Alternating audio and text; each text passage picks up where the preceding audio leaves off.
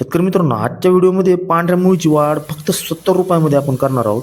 आणि ज्यावेळेस हे आपलं टॉनिक बनणं हे ह्युमिक ॲसिड आणि मायक्रोरायझापेक्षा 100 पटीनं भारी बनतंय बघा. रामकृष्ण हरी मंडळी, स्वागत आहे कृषी मित्र आनंद या युट्यूब चॅनलवर. मित्रांनो, झिरो बजेट नैसर्गिक शेतीच्या व्हिडिओ सिरीजमध्ये आपण आज एक नवीन व्हिडिओ पाहणार आहोत. तर शेतकरी मित्रांनो, सध्या पांढऱ्या मुळीची वाढ ही खूप आवश्यक आहे आणि आपण बऱ्याच वर्षापासून रासायनिक खतांचा किंवा रासायनिक घटकांचा वापर करून जे मातीमध्ये सूक्ष्मजीवांना खाण्यासाठी जे अन्न आहे ते आपण पूर्णपणे बंद केलेले आहे. त्यामुळे सूक्ष्मजीवांची संख्या अतिशय कमी झालेली आहे. मातीतील सूक्ष्मजीवांची झपाट्यानं वाढ करणारं हे टॉनिक आज आपण बनवणार आहोत. हे जवळपास बनल्याच्या नंतर 21 दिवस आपण याला ठेवणार आहोत. आणि हे जे टॉनिक आहे हे ह्युमिक ॲसिड आणि मायक्रोरायझा जे आहे याला सुद्धा मागं टाकते. असं सूक्ष्मजीवांचं खाद्य बनते. या खाद्यापासून इतकी झपाट्यानं सूक्ष्मजीवांची वाढ होती, माती जिवंत होती पूर्णपणे. याचा आपल्याला 100% रिझल्ट पाहायला मिळतो. आणि पांढऱ्या मुळीची वाढ इतकी जबरदस्त होती, त्यासाठी हा व्हिडिओ खूप महत्त्वाचा आहे. याला कसं बनवायचं, बनवण्यासाठी काय साहित्य लागतं, किती दिवस ठेवायचे, त्यानंतर याचं वापरायचं काय प्रमाण आहे, कोणत्या पिकासाठी चालतं, हे सर्व आपण पाहणार आहोत. त्यासाठी व्हिडिओ खूप महत्त्वाचा आहे, तुम्ही शेवटपर्यंत बघा. तर शेतकरी मित्रांनो, आपण लगेच व्हिडिओला सुरू करू. आता साहित्यामध्ये तुम्ही बघू शकता आपल्याला 1 किलो राशनचा तांदूळ लागणार आहे, भात किंवा आपण तुम्ही बघू शकता. त्याला आपल्याला उकळून घ्यायचं आहे, त्याला पूर्णपणे गाळ शिजवायचे. साईडला तुम्ही बघू शकता चूल पेटवलेली आहे, त्यामध्ये बघून वगैरे ठेवलेले, त्यामध्ये तांदूळ टाकलेला आहे. आता हे शिजायलेलं आहे गाळ एकदम, मी दाखवणार आहे पूर्णपणे. त्यानंतर तुम्ही बघू शकता 200 ग्राम गुळाचं आपण पाणी घेतलेलं आहे. काळा नैसर्गिक गुळ जो असतो सेंद्रियसाठी शेतीसाठी वापरलेला तो घेतलेला आहे.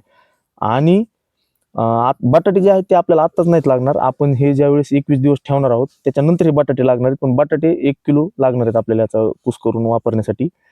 तर आपल्याला एक मडकं लागणार आहे, जे की सिपेज मडकं, म्हणजे ज्याच्यातून की पर्क्युलेशन होणार, म्हणजे पाणी बऱ्यापैकी पाझरतं खाली. असं जुनं मडकं घ्यायचं आहे आपल्याला, नवीन नसावं, ज्याच्यातून की पाणी पाझरणार आहे आणि आपल्याला ते मडकं पुरायचे. तर आता तुम्ही बघितलं सर्व जे साहित्य, आता याच्यामध्ये खर्च असं काहीच साहित्य नाही. आता हा जो राशनचा तांदूळ आहे याचा समजा 20 रुपये खर्च पकडा, बटाटे ह्याचा 20 रुपये खर्च पकडा आणि गुळाचा 20 रुपये खर्च पकडा, म्हणजे टोटल आपलं 60 रुपयामध्ये हे पूर्ण जे टॉनिक आहे ते बनणार आहे. म्हणजे बघा, काही खर्चिक असं कोणतंही महागडं केमिकल नाही घेतलं, कोणतीही महागडी आपण बाजारातून निविष्ट आणली नाही विकत. फक्त 60 ते 70 रुपयामध्ये आपलं हे बनणार आहे. तर आपण लगेच प्रक्रियेला सुरू करू. तर शेतकरी मित्रांनो, सगळ्यात पहिल्यांदा आपल्याला पाणी ठेवायचं उकळण्यासाठी. आणि ते पाणी त्याला आदन आल्याच्या नंतर, म्हणजे त्याला उकळी आल्याच्या नंतर आपल्याला त्याच्यामध्ये 1 किलो आपण राशनचा जो तांदूळ घेतला आहे तुम्ही पाहू शकता, तो आपण तांदूळ त्यामध्ये टाकलेला आहे. मित्रांनो, आता आपण भात हा आपला गाळ शिजलेला आहे, आपण ह्याला आता थंड होण्यासाठी ठेवलेलं आहे. थंड झाल्यानंतर आपण यामध्ये गूळ टाकणार आहोत 200 ग्राम पाणी करून. तर शेतकरी मित्रांनो, आता मी हे 200 ग्राम गुळाचं काळं पाणी टाकलेलं आहे त्या भातामध्ये. आता हा जो भात आहे हा आपल्याला व्यवस्थित सगळं मिक्स करून घ्यायचं आणि थंड होण्यासाठी ठेवायचा आहे.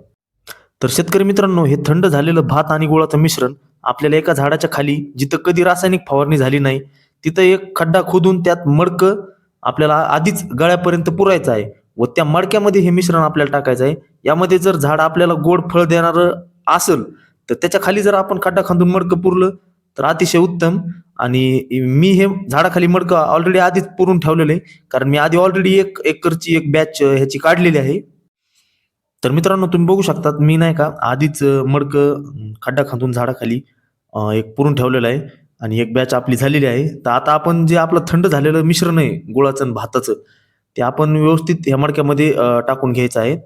तुम्ही बघू शकता हे सगळं मिश्रण आपण त्या मडक्यामध्ये टाकून घेतलेलं आहे. आणि ह्या मडक्याला आता आपल्याला सुती कपड्याच्या साह्यानं आपल्याला ह्याला बांधून घ्यायचं आहे. व्यवस्थित पॅक अशी गाठ बांधायची आणि ती ओळखू यावं आपल्याला म्हणून त्याच्यावर विटकर आणि कुत्र्या मांजऱ्यापासून वाचण्यासाठी त्याला वरी काहीतरी झाकून ठेवायचं. तर शेतकरी मित्रांनो, आता तुमच्या मनात एक प्रश्न पडला असेल की ह्याला 21 दिवसच का ठेवायचं आहे, हा दिवस कालावधी खूप मोठा होतोय. तर त्याचं बी सायंटिफिक रिझन आहे. 21 दिवसच का, कारण जी सूक्ष्मजीवांची लाईफ सायकल आहे त्याचा पहिलं लॅग फेज असतो 0 ते 5 दिवसाचा, ज्यामध्ये ते वाढायला सुरू होतात. त्याच्यावर की त्याच वेळेस सोडलं तर त्याचा खूप कमी परिणाम आपल्याला पाहायला मिळतो. त्यानंतर लॉग किंवा एक्सपोनेन्शियल फेज आहे, म्हणजे 6 ते 15 दिवसाचा. सूक्ष्मजीव झपाट्याने वाढतात, संख्या हजारो लाखो पट वाढते, सर्वाधिक सक्रिय टप्पा असतो, पण अजूनही स्थिर आणि समतोल आलेला नाही यामध्ये. त्यानंतर तिसरा टप्पा जो आहे तो स्टेशनरी फेज म्हणजे 16 ते 23 दिवसाचा. यामध्ये सूक्ष्मजीवांची संख्या स्थिर होते. चांगले वाईट यांच्यात नैसर्गिक निवड, सर्वात मजबूत व उपयुक्त जीवाणू टिकतात. आणि 21वाच दिवस का निवडलाय आपण, कारण सर्वोत्तम बिंदू, जास्त ताकद, जास्त विविधता, जास्त स्थिरता आपल्याला पाहायला मिळते, म्हणून आपल्याला 21 दिवस ठेवायचे.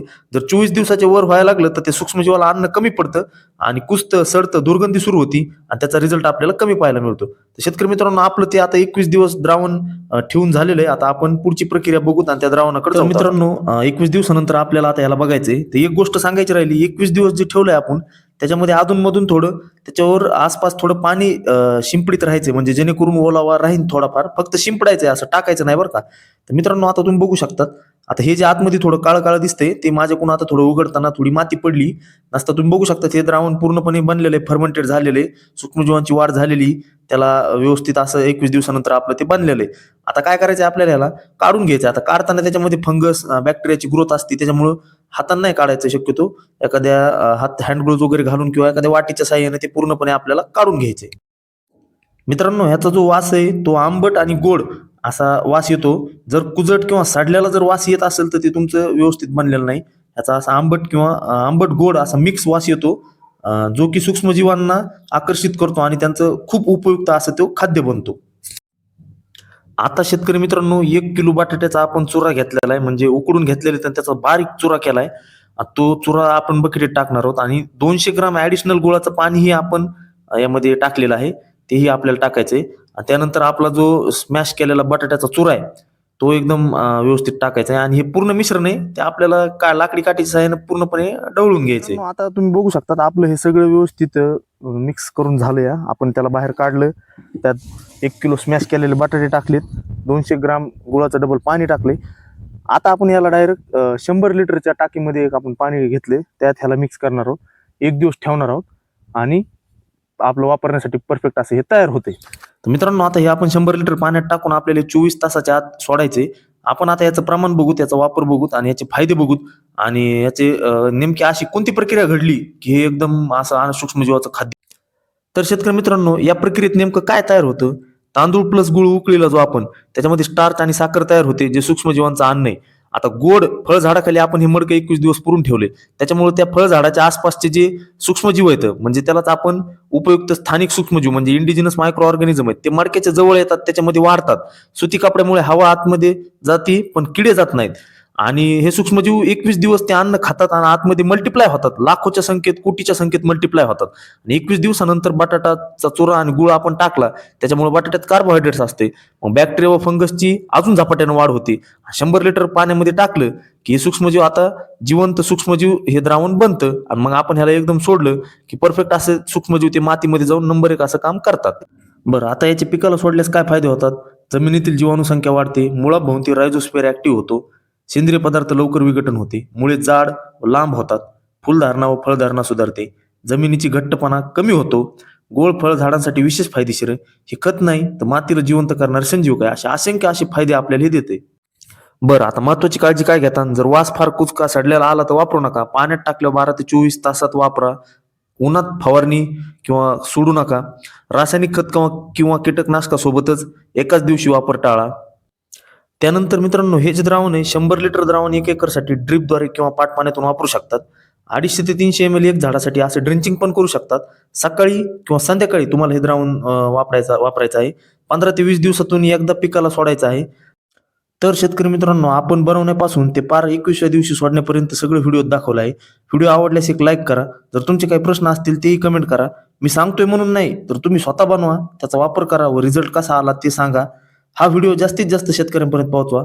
खर्च कमी व शाश्वत उत्पन्न आपला या विषयावर पूर्ण फोकस असणार आहे. त्यासाठी आजच कृषी मित्र आनंद या चॅनलला सबस्क्राईब करा व फेसबुक पेज आणि इंस्टाग्राम पेजला पण डेली अपडेटसाठी आपल्या फॉलो करा. डिस्क्रिप्शन बॉक्समध्ये लिंक आहे त्याची. तर मित्रांनो, भेटूयात पुढच्या व्हिडिओत. तोपर्यंत राम.